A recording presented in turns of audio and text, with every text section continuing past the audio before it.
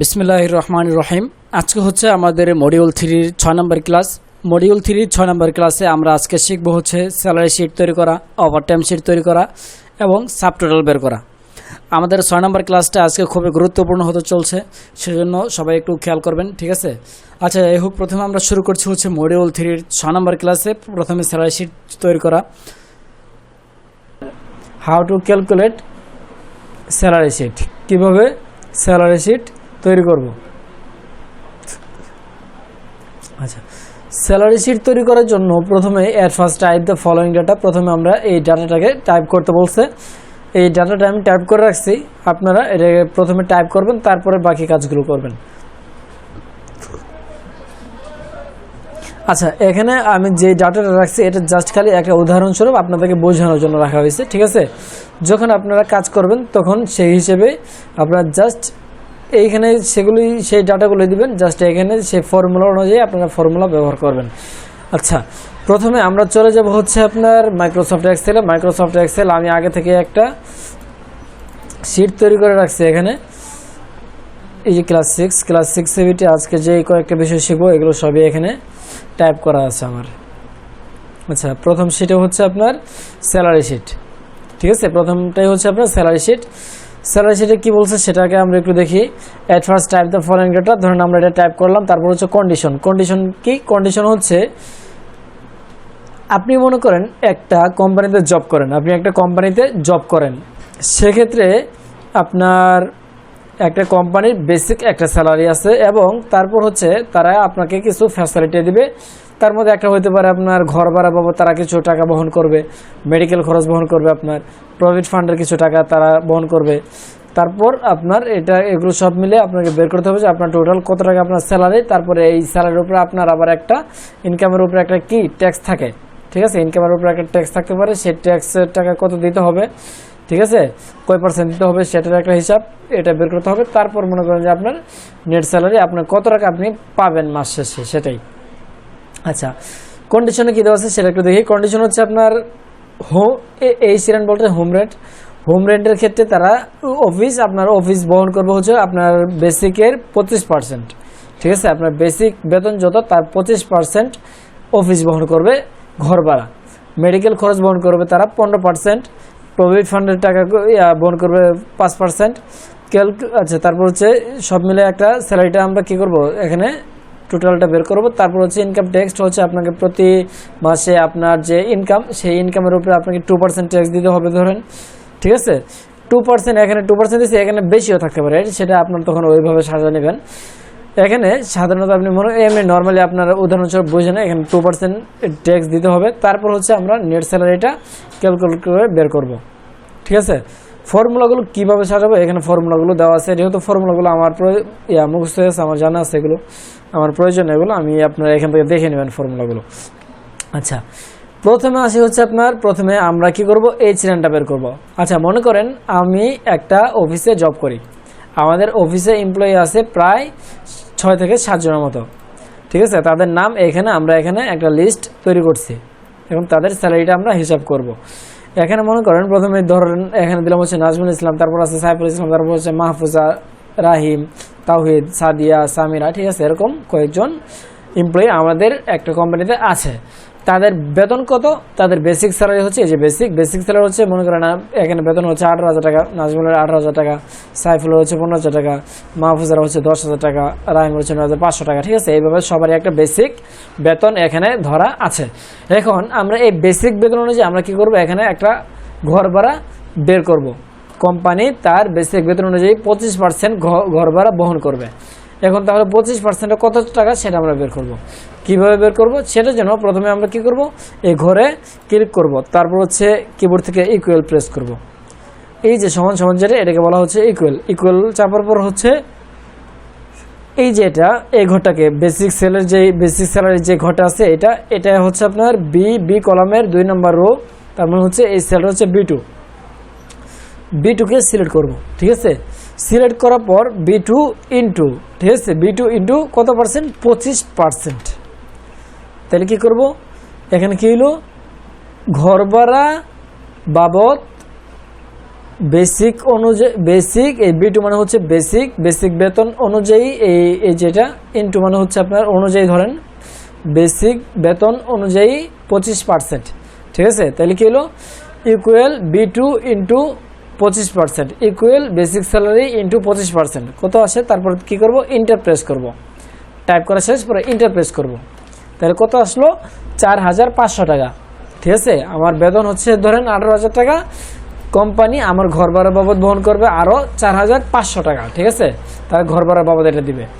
তারপর তারা মেডিকেল খরচ বহন করবে, মেডিকেল খরচ কত বহন করবে সেটা, মেডিকেল খরচ ওইখানে কন্ডিশনে দেওয়া ছিল 50%, ঠিক আছে। 15% 15%, সেখানে কি করব, প্রথমেই ইকুয়াল, যে কোনো ফর্মুলা, যে কোনো একটা অঙ্ক হিসাব করার সময় আপনি ফর্মুলা যদি কি বলে এটা ক্যালকুলেট করতে যান, সেক্ষেত্রে আপনাকে ইকুয়াল দিতে হবে, ঠিক আছে। ইকুয়াল, তাহলে ইকুয়াল দেব, ইকুয়াল দেওয়ার পর কি করব, বেসিক অনুযায়ী মেডিকেল খরচটা যে বহন করবে কিসের অনুযায়ী, বেসিক বেতন অনুযায়ী। তাহলে প্রথমে ইকুয়াল দেওয়ার পর বেসিকের ঘরটাকে সিলেক্ট করব। তাহলে কি হলো, ইকুয়াল B2 মানে হচ্ছে basic salary, equal basic salary into 15%, ঠিক আছে। তারপর ইন্টার, কত, 2700 টাকা, 2700 টাকা তারা আমার মেডিকেল খরচ বহন করবে। তার প্রভিডেন্ট ফান্ডের কত টাকা, প্রভিডেন্ট ফান্ডে বলছে 5%, ঠিক আছে। সেক্ষেত্রে আমরা কী করবো, সেম কাহিনী, ইকুয়াল বেসিক স্যালারি ইন্টু 5%, কত আসলো, 900 টাকা, ঠিক আছে। তারপর আসি হচ্ছে জি স্যালারি মানে হচ্ছে গ্রোস স্যালারি, মানে সর্বমোট কত টাকা আমার স্যালারি হইল তাইলে, ঠিক আছে সেটা। এখন গ্রোস স্যালারি বের করার জন্য কী করতে হবে, এই সবগুলোকে যোগ করতে হবে। যোগ করার জন্য কী করবো, প্রথমে ইকুয়াল চাপবো, তারপর এখানে লিখবো হচ্ছে SUM, সরি বাংলা করা আছে SUM, ঠিক আছে, সাম ইকুয়াল সাম। যখন আমরা যোগ করবো, যোগের জন্য লিখবো হচ্ছে ইকুয়াল দিয়ে সাম, তারপর ফার্স্ট ব্র্যাকেট, তারপর আপনি একদম যেখান থেকে শুরু করবেন সেখান থেকে মাউসটাকে চাপ দিয়ে ধরে শেষ পর্যন্ত সিলেক্ট করবেন। তাহলে কি হলো, B2 মানে basic salary, house rent, medical, provident fund, 4টাকেই সিলেক্ট করবেন। তাহলে কি হবে, এখানে B2 থেকে E2 পর্যন্ত, B2 হচ্ছে এটা বেসিক স্যালারি, E2 হচ্ছে প্রভিডেন্ট ফান্ড, B2 থেকে E2 পর্যন্ত সিলেক্ট করবেন। তারপর আপনার ব্র্যাকেট ক্লোজ, ইন্টার, ঠিক আছে। তাহলে গ্রোস স্যালারি কত দাঁড়াইলো, গ্রোস স্যালারি হচ্ছে তাহলে আপনার 26,100 টাকা, গ্রোস স্যালারি কত হইলো, 26,100 টাকা। তারপর হচ্ছে আপনার তাহলে গ্রোস স্যালারি দাঁড়াইলো এখানে 26,100 টাকা, ঠিক আছে। 26,100 টাকা হচ্ছে আমাদের গ্রোস স্যালারি, মানে সর্বমোট স্যালারি। তারপর আসেন হচ্ছে আপনার আই ট্যাক্স মানে কি, ইনকাম ট্যাক্স কত, আপনি প্রতি মাসে যা টাকা ইনকাম করবেন তার উপরে একটা সরকারকে ট্যাক্স দিতে হবে। কত টাকা দিতে হবে সেটা ওইখানে বলছে কন্ডিশনে 2%, ধরেন আমরা ধরে নিলাম 2% আপনাকে, আপনার স্যালারি অনুযায়ী আপনাকে 2% ভ্যাট দিতে হবে। সেক্ষেত্রে এখন আপনি কি করবেন, আচ্ছা ভ্যাট বা ট্যাক্স যে দিবেন, ট্যাক্সটা দিতে হবে আপনাকে সর্বমোট স্যালারির উপর থেকে, হ্যাঁ। সেক্ষেত্রে আমরা প্রথমে কি করব, ইকুয়াল চাপার পর জি স্যালারি ইন্টু 2%, ঠিক আছে। জি স্যালারি মানে হচ্ছে গ্রোস স্যালারি ইন্টু 2%, এখানে কিন্তু বেসিক না, এখানে জি স্যালারি গ্রোস স্যালারি হবে। তাহলে গ্রোস স্যালারি ইন্টু 2% কত আসছে, তাহলে 522 টাকা। 522 টাকা হচ্ছে আপনার প্রতি মাসে ইনকাম ট্যাক্স, আপনার ইনকামের উপরে একটা ট্যাক্স সরকারকে দিতে হবে। তারপর আসেন হচ্ছে আপনার নেট স্যালারি হচ্ছে আপনার স্যালারি বলতে নেট স্যালারি মানে হচ্ছে আপনার মাস শেষে আপনাকে কত টাকা আপনার হাতে প্রদান করা হবে, সেটা হচ্ছে নেট স্যালারি, মানে আপনি কত টাকা হাতে পাবেন, ঠিক আছে, সেটা হচ্ছে নেট স্যালারি। সেটা কীভাবে বের করবেন, সেটা আপনি এখান থেকে প্রথমে ইকুয়াল চাপবেন, ইকুয়াল চাপার পর এই যে গ্রোস স্যালারি যেটা আছে, গ্রোস স্যালারিটাকে সিলেক্ট করবেন। গ্রোস স্যালারিটাকে সিলেক্ট করার পর কি করবেন, এখান থেকে মাইনাস করবেন কোনটাকে, E2, এই যে প্রভিডেন্ট ফান্ড টাকাটাকে মাইনাস করবেন, ঠিক আছে। তারপর আবার দিবেন মাইনাস দিয়ে করবেন কি, আই ট্যাক্স, এই আই ট্যাক্সটাকেও সিলেক্ট করবেন, ঠিক আছে, এটাকেও মাইনাস করে দেবেন। তাইলে এখানে কি হইলো, আপনার গ্রোস স্যালারি থেকে সর্বমোট স্যালারি থেকে আপনাকে প্রভিডেন্ট ফান্ড এবং ইনকাম ট্যাক্সের টাকাটা বাদ দিতে হবে, ঠিক আছে। তারপর ইন্টার প্রেস করবেন, তাইলে আপনার এখানে যেই পরিমাণটা আসবে এটাই হচ্ছে আপনার নেট স্যালারি, মানে এটা আপনি মাস শেষে পাবেন। আচ্ছা 24,600 টাকা, তাহলে টোটাল আপনি 24,600 টাকা আপনার 800 টাকা আপনার হাতে প্রদান করা হবে। আচ্ছা, এইবার আসি হচ্ছে আপনার গ্রোস স্যালারি থেকে প্রভিডেন্ট ফান্ড আর হচ্ছে আপনার ইনকাম ট্যাক্সটা কেন বাদ দেওয়া হলো। প্রভিডেন্ট ফান্ড আর হচ্ছে ইনকাম ট্যাক্সটা এই জন্যই বাদ দিতে হবে, কারণ প্রভিডেন্ট ফান্ড হচ্ছে একটা কোম্পানির একটা রুলসের ভিতরে থাকে যে আপনাকে কিছু টাকা ওইখানে প্রভিডেন্ট ফান্ডে জমা রাখতে হবে, যেটা আপনার চাকরি শেষকালে আপনাকে প্রদান করা হবে। ঠিক আছে, সো এটা আপনাকে প্রতি মাসে দিবে না, বরং এটা তারা জমা রাখবে। ঠিক আছে, তাইলে এটা কি হবে, যদি তারা মনে করেন আপনি জয়েন করে একটা জব করেন, সেক্ষেত্রে আপনার এই মাসের স্যালারি যে দিবে, স্যালারি থেকে প্রভিডেন্ট ফান্ডের যে টাকাটা, সেই টাকাটা কিন্তু তারা জমা রাখবে, এটা কিন্তু আপনার হাতে দিবে না। ঠিক আছে, আপনার হাতে যেহেতু দিবে না, সেজন্য কি করতে হবে, এই গ্রোস স্যালারি থেকে এটাকে মাইনাস করে দিতে হবে, যেহেতু এটা আপনি পাবেন না, মাস শেষে এটা আপনি পাবেন না, সেজন্য আপনার এটাকে মাইনাস করে দিতে হবে গ্রোস স্যালারি থেকে। আর ইনকাম ট্যাক্সটাও সেম, ইনকাম ট্যাক্স হচ্ছে আপনার এটা সরকারকে প্রদান করতে হবে, সরকারকে দিয়ে দিতে হবে। সেক্ষেত্রে এটাও কিন্তু আপনি পাচ্ছেন না, এই টাকাটাও আপনি পাচ্ছেন না, এটা সরকার পাবে। তাই আপনার এই গ্রোস স্যালারি, সর্বমোট যে স্যালারি, এই স্যালারি থেকে প্রভিডেন্ট ফান্ডের টাকা আর হচ্ছে আপনার ইনকাম ট্যাক্সের টাকাটা বাদ দিয়ে যেই টাকাটা থাকবে সেটাই হচ্ছে আপনার নেট স্যালারি, মানে এটাই হচ্ছে আপনি মাস শেষে পাবেন। ঠিক আছে, এই হচ্ছে আপনার একটা স্যালারি শিটের সিস্টেম। এখন আপনার সব থেকে এক্সেলের একটা মজার বিষয় হচ্ছে, আপনি যদি এখন একটা কাজ করেন এইভাবে, আপনি যদি আবার এখানে সূত্র বসায় বের করতে চান, অনেক সময় লাগবে। ঠিক আছে, বা এটা কষ্টকর। আপনি এক্সেলের একটা সহজ বিষয় হচ্ছে, আপনি জাস্ট সবগুলোকে একসাথে সিলেক্ট করেন, সিলেক্ট করে আপনি এই যে এই সাইড থেকে যখন প্লাস চিহ্নটা আসবে টান দেন ধরে, ঠিক আছে, সব অটোমেটিকলি বসে যাবে। ঠিক আছে, সব ফর্মুলা সব রেজাল্ট একদম ঠিকঠাক আসবে। ঠিক আছে, কোনো ভুল আসবে না যদি আপনার সূত্রতে কোনো ভুল না থাকে। এবার আসেন হচ্ছে আমাদের যে পিডিএফ ফাইলটা ছিল, পিডিএফ এর ভিতরে রেজাল্টটাও দেওয়া আছে। রেজাল্টের দিকে লক্ষ্য করলে আপনি দেখবেন যে সবই ঠিক আছে, 4500, 2700, 900, 26,100 সবই ঠিক আছে। হ্যাঁ, কোনো সমস্যা নাই। 18,000, 45,000, 2700, 900, 26,100 ঠিক আছে, সবই ঠিক আছে। এইটা ঠিক মানে সবই ঠিক থাকবে। ওকে, এই হচ্ছে আপনার স্যালারি শিট। তাহলে স্যালারি শিট গেল, কীভাবে স্যালারি শিট আমরা তৈরি করব, এই স্যালারি শিটের সিস্টেম শেষ, আর কিছুই নাই। হয়তো কেউ অ্যাবসেন্ট করতে পারে, কেউ করতে পারে, ওগুলো ওইভাবে আলাদা করে হিসাব করে বের করতে হবে। ঠিক আছে, অ্যাবসেন্টের ঘটনা দিয়ে ওগুলো হিসাব করে বের করতে হবে। আচ্ছা, ওগুলো হচ্ছে পরের বিষয়, ওগুলো আপনারা কোম্পানির রুলস অনুযায়ী আপনারা দেখবেন এটা। আচ্ছা, তারপরে আসি হচ্ছে আপনার how to calculate overtime sheet, কীভাবে ওভারটাইম শিট ক্যালকুলেট করব। এর first type the following data, প্রথমেই ডাটাটাকে টাইপ করে নিতে বলছে। প্রথমে আমরা এই ডাটাটাকে টাইপ করে নেব, এটা আমার টাইপ করাই আছে। এখন আমি কি করব, হিসাব করব। এখানে হিসাব করার আগে আমাকে দেখতে হবে কন্ডিশনটা কি আছে এখানে। কন্ডিশন অফ ওভারটাইমের জন্য কন্ডিশন হচ্ছে if working hour above the 8 hours then working hour minus 8, if do not say mention the above so 0। বলতেছে ওভারটাইমের জন্য শর্ত হলো যদি সর্বমোট কার্যঘণ্টা 8 ঘন্টার বেশি হয় তাহলে কার্যঘণ্টা থেকে 8 ঘন্টা বাদ দিতে হবে, আর যদি কার্যঘণ্টা 8 ঘন্টার কম বা সমান হয় তাহলে 0 হবে। এবার আসেন একটা কথা বলি, মনে করেন আপনি একটা কোম্পানিতে জব করেন, সেই কোম্পানিতে আপনার এখানে যে জেনারেল ডিউটিটা, সেই কোম্পানিতে জেনারেল ডিউটি হচ্ছে আপনার 8 ঘন্টা। এখন এই কথাটাই বলছে যদি সর্বমোট কার্যঘণ্টা, মানে আপনি সকালে অফিসে ঢুকছেন একদম শেষ পর্যন্ত যখন আপনি অফিস থেকে বের হবেন, ঠিক আছে, সেই আউট টাইম পর্যন্ত যদি সর্বমোট কার্যঘণ্টা আপনার 8 ঘন্টার বেশি হয় তাহলে কার্যঘণ্টা থেকে 8 ঘন্টা বাদ দিতে হবে, যেহেতু আপনার এই 8 ঘন্টা কি জেনারেল ডিউটি, সেজন্য আপনাকে এই 8 ঘন্টা বাদ দিতে হবে সর্বমোট। মনে করেন আপনি সকাল 8টা বাজে ঢুকছেন, আপনি সন্ধ্যা 7টা বাজে বেরোলেন, 7টা বাজে বেরোলে তাহলে হলো কি আপনার প্রায় মোটামুটি 9টা বাজে ঢুকছেন, 4টা বাজে বেরোলেন, তাহলে মোটামুটি প্রায় দেখা গেছে 9 ঘন্টার একটা 9 ঘন্টা বা 10 ঘন্টার মতো একটা সময়, ঠিক আছে। তাইলে এখন আপনার জেনারেল ডিউটি হচ্ছে 8 ঘন্টা, 2 ঘন্টা যে বেশি করছেন এই 2 ঘন্টা তাহলে ওভারটাইম হিসেবে দেখাতে হবে। সেটা কীভাবে দেখাবেন, আপনি যদি 10 ঘন্টা থেকে 8 ঘন্টাকে জেনারেল ডিউটিটাকে বাদ দিয়ে দেন তাহলে তো 2 ঘন্টা থাকবে, এই কথাটাই এখানে বলছে। যদি সর্বমোট কার্যঘণ্টা 8 ঘন্টা বেশি হয় তাহলে কার্যঘণ্টা থেকে 8 ঘন্টা বাদ দিতে হবে, আর যদি কার্যঘণ্টা 8 ঘন্টার কম বা সমান হয় তাহলে 0 হবে। মনে করেন আপনি 8 ঘন্টায় ডিউটি করছেন অথবা তার কম করছেন, সেক্ষেত্রে কী হবে, সেক্ষেত্রে 0 হবে। ঠিক আছে, এটা হচ্ছে কন্ডিশন, হচ্ছে এটা হচ্ছে ওভারটাইম বের করার। ওভারটাইমের টাকাটা বের করার জন্য আলাদা একটা শর্ত আছে। আচ্ছা, প্রথমে আমরা ওভারটাইমটাই বের করি। ওভারটাইম বের করার জন্য কি করব, আমরা চলে যাই হচ্ছে আমাদের এক্সেল শিটে।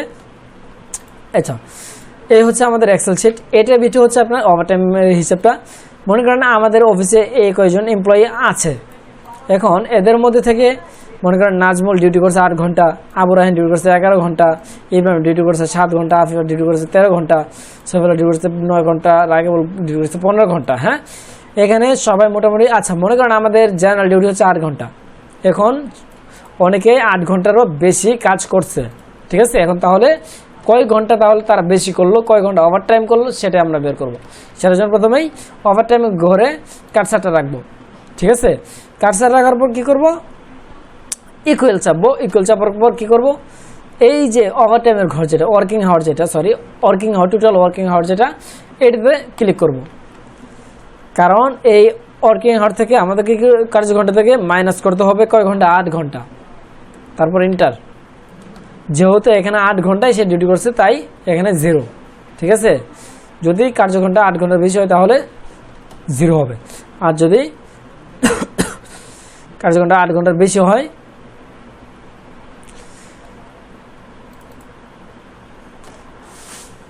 আপনার কার্যঘণ্টা 8 ঘন্টার বেশি হয় তাহলে সেক্ষেত্রে কী হবে, বেশি হয় তাহলে 8 ঘন্টা মাইনাস করলে বাকি যে কয় ঘন্টা থাকবে সেটাই হচ্ছে আপনার ওভারটাইম। যেমন হচ্ছে এটা, হ্যাঁ, এটা হচ্ছে আপনার ওভারটাইম, এটা ওভারটাইম, এটা ওভারটাইম, এগুলো ওভারটাইম। হ্যাঁ, আচ্ছা, এখানে এই ওভারটাইমের ক্ষেত্রে আপনি দেখেন হচ্ছে আপনার এখানে কি বলছে, আচ্ছা এখানে একটা বিষয় মিস্টেক হয়েছে, যদি 8 ঘন্টা বেশি হয় তাহলে হচ্ছে মাইনাস, আর যদি 8 ঘন্টা সমান বা কম হয় তাইলে কিন্তু 0 হবে। যদি 8 ঘন্টার বেশি হয় তাইলে হচ্ছে আপনার মাইনাস হবে শুধু, আর যদি 8 ঘন্টার কম বা সমান হয় তাইলে দুইটার ক্ষেত্রেই 0 রাখা হয়েছে। এখন আপনি কি করবেন, তাহলে এখানে সূত্রটা এইভাবে না দিয়ে আপনি এইভাবে দেবেন। প্রথমে চাপবেন হচ্ছে ইকুয়াল মানে ইকুয়াল দিবেন হচ্ছে ক্যালকুলেট করার সময় সবসময় ইকুয়াল দিতে হবে। তারপর হচ্ছে আপনার এই ইফ মানে হচ্ছে যদি, ঠিক আছে, এটা হচ্ছে লজিক্যাল ভ্যালু। ইফ মানে যদি কার্যঘণ্টা, প্রথমে হচ্ছে আপনার ইফ, তারপর হচ্ছে ফার্স্ট ব্র্যাকেট, তারপর হচ্ছে কার্যঘণ্টা কোনটা, এই যে এটা ওয়ার্কিং আওয়ার। যদি কার্যঘণ্টা কি হয়, বেশি হয়, বেশির জন্য হচ্ছে আপনার এই যে গ্রেটার দেন।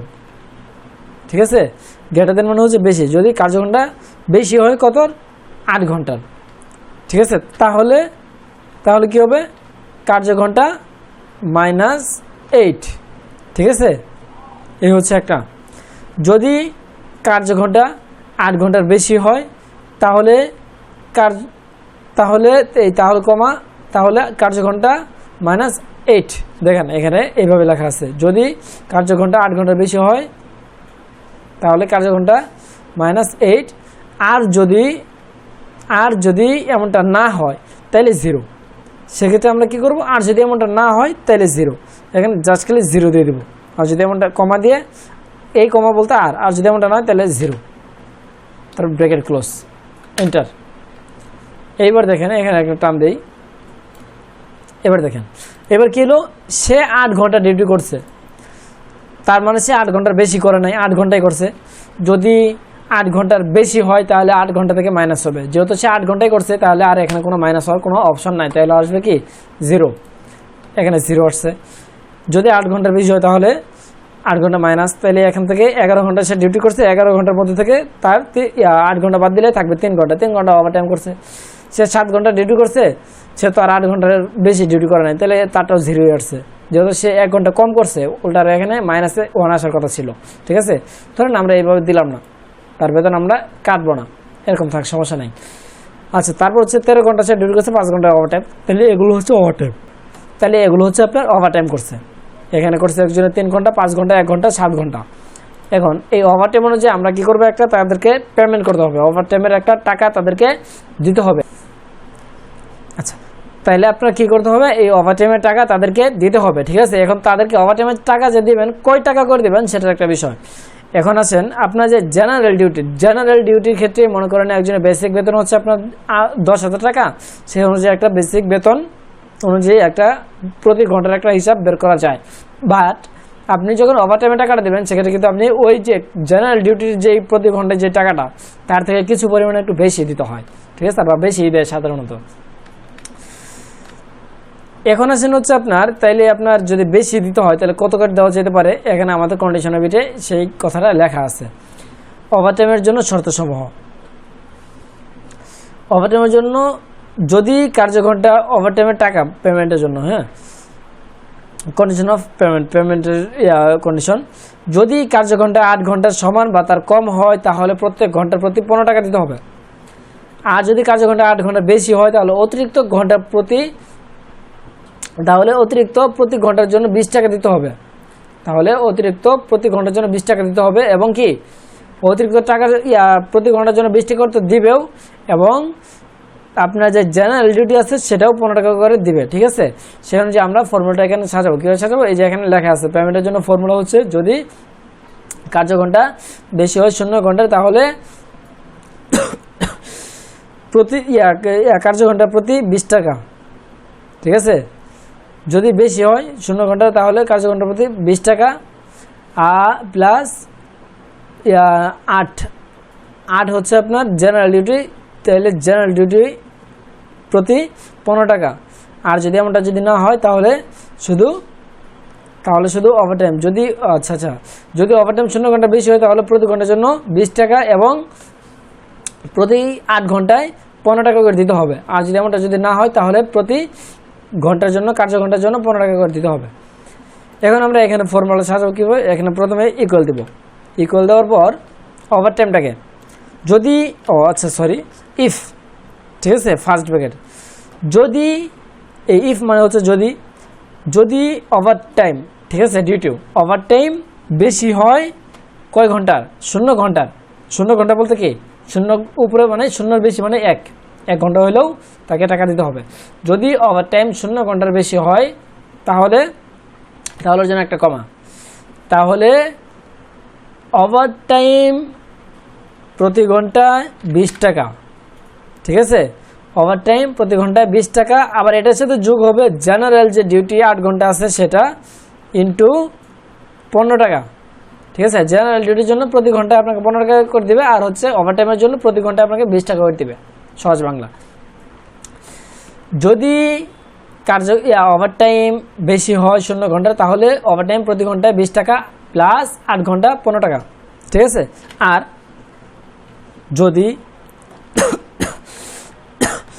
যদি ফার্স্ট ব্র্যাকেট, ঠিক আছে, এখানে তো আর যদি এত কিছু দরকার নেই। আর যদি এমনটা না হয় তাহলে কি হবে, প্রতি ঘন্টায় 15 টাকা দিতে হবে, ঠিক আছে। আর যদি ওভারটাইম না থাকে তাহলে কি করতে হবে, প্রতি ঘন্টায় 15 টাকা, তাহলে ব্র্যাকেট ক্লোজ, এন্টার। এখন আসেন এখানে আসলো কি ওয়ার্কিং আওয়ার অনুযায়ী আপনার 120 টাকা পাইছে, 120 টাকা 15 টাকা করে, তাহলে 8 ঘন্টা, 8 × 120, ঠিক আছে।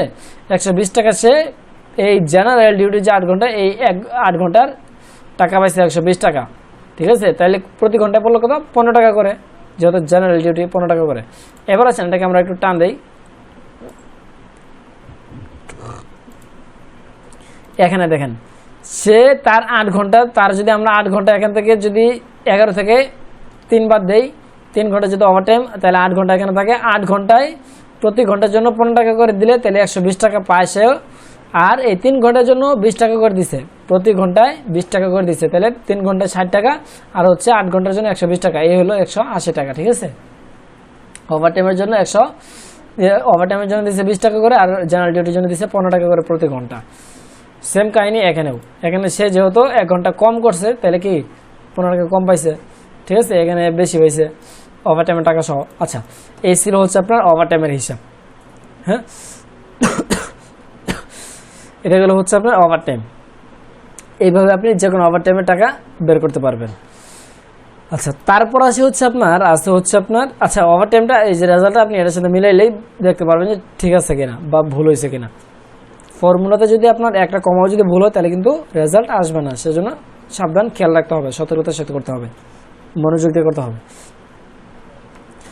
তারপর হচ্ছে আপনার হাউ টু প্রিপেয়ার সাবটোটাল। কি হচ্ছে সাবটোটাল, বের করব। সাবটোটালটা কি মনে করেন at first type the following data, এই ডাটাটা টাইপ করতে বলছে। সাবটোটাল হচ্ছে আপনার আমাদের অফিসে এতগুলো এমপ্লয় আছে, এখন প্রত্যেকের ডিপার্টমেন্ট কিন্তু ভিন্ন ভিন্ন। মনে করেন নাজমুল উনি হচ্ছে ম্যানেজমেন্টে আছে, আবু রায়হান আছে অ্যাকাউন্টিংয়ে, ইব্রাহিম আছে মার্কেটিংয়ে, আফিফা আছে ম্যানেজমেন্টে, সৈফুল আছে অ্যাকাউন্টিংয়ে, রাকিবুল আছে মার্কেটিংয়ে। ঠিক আছে, এইভাবে প্রত্যেকের ডিপার্টমেন্ট কিন্তু ভিন্ন ভিন্ন। এখন ডিপার্টমেন্ট অনুযায়ী আমরা কি করব, সাব টোটাল বের করব, যে ম্যানেজমেন্টে কত টাকা টোটাল স্যালারি, মার্কেটিংয়ে কত টাকা, অ্যাকাউন্টিংয়ে কত টাকা আসলো, একটা সাব টোটাল বের করে তারপর একটা গ্র্যান্ড টোটাল বের করবো। ঠিক আছে, এটাই হচ্ছে সাব টোটালটার কাছে। আর এর জন্য কী করতে হবে, প্রথমে আমাদেরকে এই ডাটাটা টাইপ করতে হবে। টাইপ করার পর প্রথমে select the all text, click data এবং click sort by department, order A to Z, subtotal, যে ডিপার্টমেন্ট, ফাংশন সাম, স্যালারি। ঠিক আছে, ওকে। তো এখান থেকে আমরা প্রথমে আমাদের শিটে চলে যাই। এটা হচ্ছে আমাদের সাব টোটালের জন্য করা। এখান থেকে সম্পূর্ণ লেখাগুলোকে সিলেক্ট করব। তারপর চলে যাব হচ্ছে আপনার ডাটা রেবনে। ডাটা রেবনে যাওয়ার পর হচ্ছে আপনার এই যে শর্ট। ঠিক আছে, শর্টে ক্লিক করব। তারপরে এখান থেকে যাব হচ্ছে আপনার